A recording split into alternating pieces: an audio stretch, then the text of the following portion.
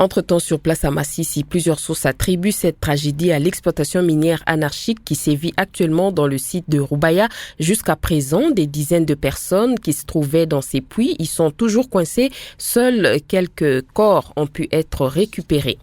Par ailleurs, l'ancien ministre des Mines, Eugène Diomine Ndongala, qualifie l'accord minier entre Kinshasa et Washington d'un véritable plan Marshall pour la RDC.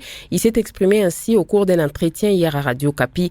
Néanmoins, Diomine Ndongala qui s'est dit se réjouir que ce partenariat va non seulement faciliter le retour de la paix dans l'est du pays, mais également certifier et monétiser les richesses minières congolaises.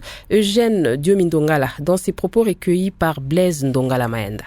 Cet accord minier, c'est une très bonne chose pour notre pays. Nous avons des potentialités, mais il faudra monétiser ces potentialités dans une démarche susceptible d'apporter des capitaux afin de sécuriser et d'implanter un nouveau décor par rapport au développement de notre pays. Un accord de ce genre, ça serait comme un plan Marshall qui a été lancé pour le développement de l'Europe. Aujourd'hui, c'est une chance historique d'avoir un tel plan par rapport au développement de notre pays, en apportant tout d'abord une stabilité sécuritaire, une stabilité financière qui va nous permettre en fait d'avoir des potentialités qui seront monétisées demain pour permettre le développement de notre pays dans tous les secteurs. Donc c'est une chance pour la RDC que les États-Unis puissent soutenir un accord politique premièrement, d'abord entre la RDC et le Rwanda pour la stabilité sécuritaire et ensuite avoir un accord minier entre la RDC et les États-Unis, ce qui serait un plan historique pour le devenir de notre pays.